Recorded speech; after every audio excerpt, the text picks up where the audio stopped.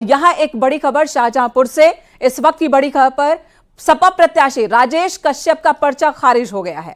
ज्योत्सना गौंड अब सपा उम्मीदवार हैं। यहां 2 दिन पहले ही ज्योत्सना ने पर्चा भरा था, उनसे पहले पर्चा दाखिल किया था सपा कैंडिडेट राजेश कश्यप ने, लेकिन उन्हें इस बात का डर था कि उनका पर्चा खारिज हो सकता है, जिसकी वजह से ही ज्योत्सना गौंड ने भी नॉमिनेशन फाइल किया था। और अब जो डर था वो डर सच में तब्दील हो गया। ज्योत्सना गौड़ अब यहां पर एसपी कैंडिडेट हैं। राजेश कश्यप का पर्चा खारिज हो गया है। यहां रुकेंगे एक छोटे से ब्रेक के लिए, खबरों का सिलसिला जारी है।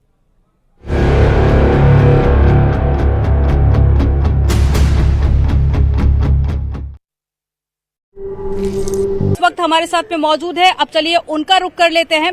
कुछ खास मेहमान भी हमारे साथ में जुड़े हुए हैं, उनसे भी आपका परिचय करा देती हूं और साथ ही चर्चा करेंगे आगे कि आज कहां पर कितना फीसदी मतदान हुआ है अभी तक। देखिए 1 घंटे से ज्यादा का वक्त हो चुका है और सबसे पहले बागपत से पवन गौड़ हमारे साथ में जुड़ गए हैं, अलीगढ़ से संदीप पांडे हैं, गाजियाबाद से फराह खान है, मथुरा से नितिन गौतम हमारे साथ में जुड़े हुए हैं, शरद त्रिवेदी जी है, प्रवक्ता है भारतीय जनता पार्टी से, बहुत स्वागत सर आपका। विजय राठी जी जुड़ गए हैं, सपा से प्रवक्ता हैं, बहुत स्वागत आपका। और साथ ही सौरभ दुबे जी राजनीतिक विश्लेषक हैं, आपका भी सर बहुत स्वागत है। सबसे पहले एक एक कर शहरों का हाल जान लेते हैं कि कहां पर मतदाताओं में कितना ज्यादा उत्साह है। सबसे पहले बागपत चलते। पवन, आपके आसपास तस्वीरें दिखाइए और बताइए कि क्या मुद्दे हैं बागपत की जनता पे जिसको ध्यान में रखकर वो वोट कास्ट कर रहे हैं।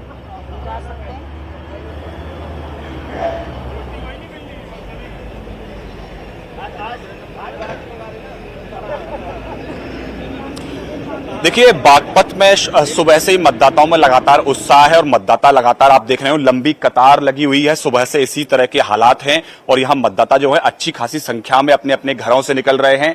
आइए उनसे बात करते हैं, जानने की कोशिश करते हैं क्या कुछ मुद्दे उनके दिमाग में हैं। आप यहाँ वोट डालने आए हैं, क्या आपके दिमाग में है, कौन कौन से मुद्दे आपके दिमाग में हैं? मुद्दे तो है नहीं, वोट डालने ही बस।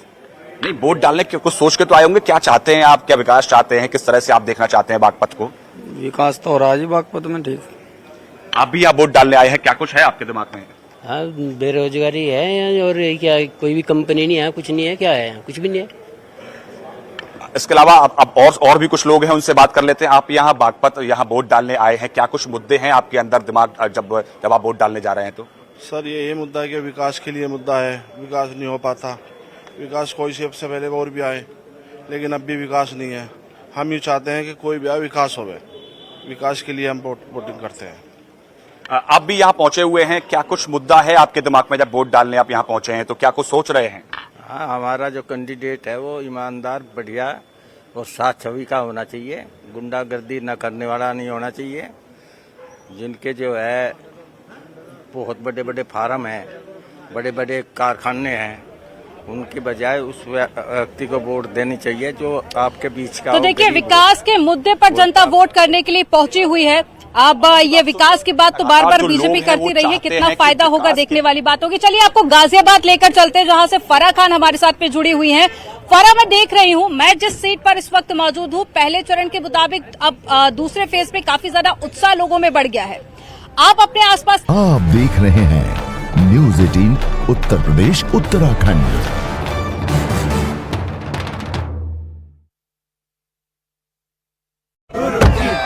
क्या पहले फेज के मुकाबले आप भी फर्क देख पा रही हैं? क्या इस बार उम्मीद की जाए कि वोट प्रतिशत बढ़ने वाला? और साथ ही बताइए कि गाजियाबाद की जनता के क्या मुद्दे?